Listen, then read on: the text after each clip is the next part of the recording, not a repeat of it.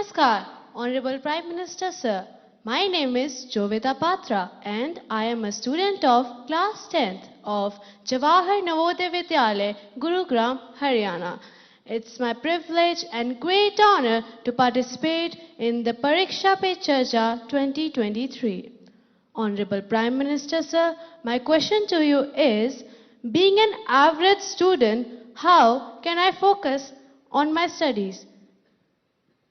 Kindly guide me on this issue. Thank you, sir. धन्यवाद जोविता। माननीय प्रधानमंत्री जी, जोविता पात्रा एक एवरेज स्टूडेंट आपसे एग्जाम में कैसे बेहतर करे इसके बारे में आपसे मार्गदर्शन चाहते हैं। कृपया उनका मार्गदर्शन करें। माननीय प्रधानमंत्री जी। सबसे पहले तो मैं आपको बधाई देता हूं कि आपको पता है कि आप एवरेज हैं।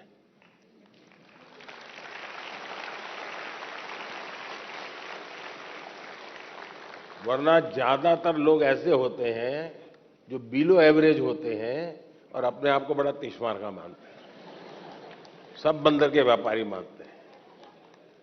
तो मैं सबसे पहले आपको और आपके माता पिता जी को भी बधाई देता हूं। एक बार आपने इस सत्य को स्वीकार कर लिया कि हां भी मेरी एक क्षमता है, मेरी स्थिति है, मुझे अब इसके अनुकूल चीजों को ढूंढना होगा। मुझे बहुत बड़े तीसमारखा बनने की जरूरत नहीं है। हम अपने सामर्थ्य को जिस दिन जानते हैं ना, तो हम सबसे बड़े सामर्थ्यवान बन जाते हैं। जो लोग खुद के सामर्थ्य को नहीं जानते हैं, उनको सामर्थ्यवान बनने में बहुत सारी रुकावटें आती हैं। इसलिए इस स्थिति को जानना, ये अपने आप में ईश्वर ने आपको शक्ति दी है, आपके टीचर्स ने शक्ति दी है, आपके परिवार ने शक्ति दी है। और मैं तो चाहूंगा हर मां बाप से, आप बच्चों का सही मूल्यांकन कीजिए। उनको उनके अंदर हीन भावना पैदा होने मत दीजिए, लेकिन सही मूल्यांकन कीजिए। कभी कभी आप लोग उसको कोई बहुत बड़ी महंगी चीज लानी है तो आप आराम से उसको कहें, नहीं भैया अपने घर की इतनी ताकत नहीं है, ये चीज हम नहीं ला पाएंगे, ऐसा करो 2 साल इंतजार करो। उसमें कुछ बुरा नहीं है। अगर आप घर की स्थिति के संबंध में बच्चे से एनालिसिस करते हैं तो उसमें कुछ बुरा नहीं है। और इसलिए हम एक सामान्य स्तर के व्यक्ति हैं और ज्यादातर लोग सामान्य स्तर के ही होते हैं जी। एक्स्ट्रा ऑर्डिनरी बहुत कम लोग होते हैं जी।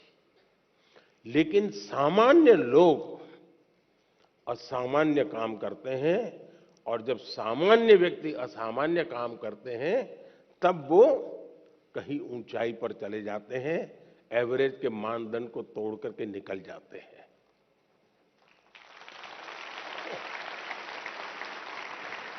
और इसलिए हमें कभी भी ये सोचना, दुनिया में आप देखिए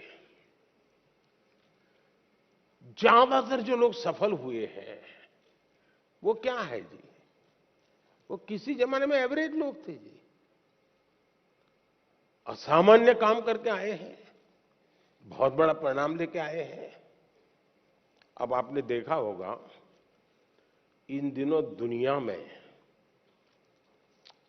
पूरे विश्व की आर्थिक स्थितियों की चर्चा हो रही है। कौन देश कितना आगे गया, किसकी आर्थिक स्थिति कैसी है, और कोरोना के बाद तो ये बड़ा मानदंड बन गया है। और ऐसा तो नहीं है कि दुनिया के पास अर्थवेत्ताओं की कमी है। बड़े बड़े नोबेल प्राइज विनर हैं जो गाइड कर सकते हैं कि ऐसा करने से आर्थिक स्थिति ऐसी बनेगी, ऐसा करने से ऐसी आर्थिक स्थिति। कोई कमी नहीं है। ज्ञान का प्रवाह बांटने वाले तो हर गली मोहल्ले में आजकल अवेलेबल है, और कुछ विद्वान भी अवेलेबल है जिन्होंने बहुत कुछ किया है। लेकिन हमने देखा है कि भारत आज दुनिया में आर्थिक जो तुलनात्मक हो रहा है, भारत को एक आशा की किरण के रूप में देखा जा रहा है।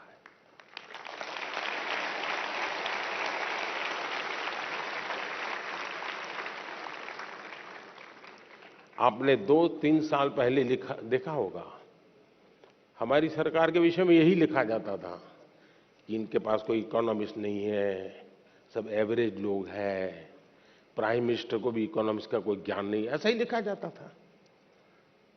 आप पढ़ते हैं कि नहीं पढ़ते ऐसा? लेकिन आज दुनिया में वही देश जिसको एवरेज कहा जाता था, वो देश आज दुनिया में चमक रहा है दोस्तों।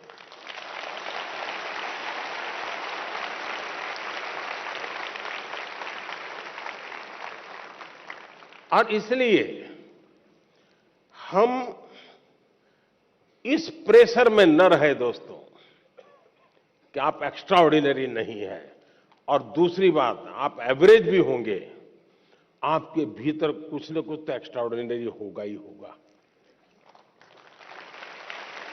और जो एक्स्ट्रा ऑर्डिनरी है उनके भीतर भी कुछ न कुछ एवरेज होगा।